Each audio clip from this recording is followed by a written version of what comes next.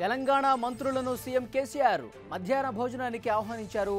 దానికి సంబంధించిన బ్రేకింగ్ మనం చూస్తున్నాం. పార్లమెంట్ ఎన్నికలపై మంత్రులతో సీఎం సమీక్షిస్తున్నారు. రాబోయే జెడ్పీటీసీ, ఎంపీటీసీ ఎన్నికలపై కూడా దృష్టి పెట్టిన కేసీఆర్ ఆ విషయంపై కూడా మంత్రులతో చర్చిస్తున్నట్టుగా తెలుస్తోంది. ఇదే అంశానికి సంబంధించి పూర్తి డీటెయిల్స్ మా ప్రతినిధి శ్రీకాంత్ అడిగి తెలుసుకుందాం.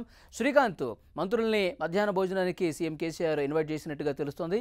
పార్లమెంట్ ఎలక్షన్స్ ఏ రకంగా జరిగినాయి, ఇక రాబోయే ఎంపీటీసీ, జెడ్పీటీసీల గురించి కూడా చర్చించే అవకాశం ఉన్నట్టు తెలుస్తోంది. ఏంటి మీ దగ్గర ఉన్న లేటెస్ట్ అప్డేట్? ముఖ్యమంత్రి కేసీఆర్ మంత్రులను లంచ్ కు ఆహ్వానించడం జరిగింది. ప్రగతి భవన్ లో లంచ్ కు ముఖ్యమంత్రితో కొంతమంది మంత్రులు ఇప్పటికే ప్రగతి భవన్ కూడా చేరుకున్నట్టు మనకు సమాచారం వస్తుంది. అయితే ప్రధానంగా ఇటీవల ముగిసిన పార్లమెంట్ ఎన్నిక అంటే నిన్న జరిగిన పోలింగ్ కు సంబంధించి పూర్తి స్థాయి సమీక్ష జిల్లాల వారీగా, పార్లమెంట్ నియోజకవర్గాల ముఖ్యమంత్రి చేసే అవకాశం ఉంది.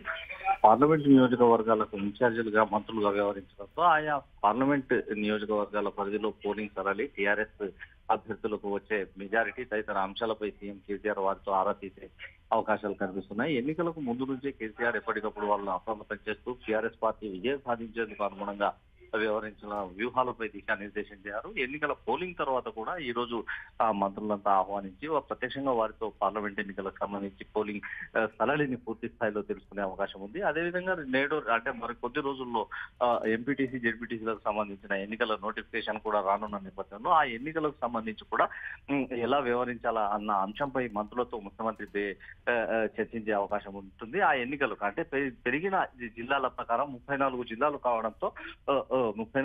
కావడంతో వారంతా కూడా రాబోయే జిల్లా పరిషత్ ఎన్నికల్లో 34 స్థానాల్లో విజయం సాధించేందుకు అంటే 33 స్థానాలు అంటే జెడ్పీ స్థానాలను కైవసం చేసేందుకు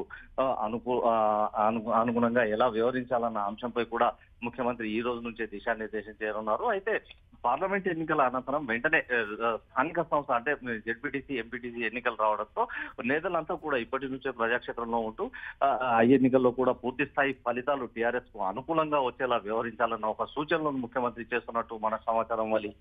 థ్యాంక్ యూ శ్రీకాంత్.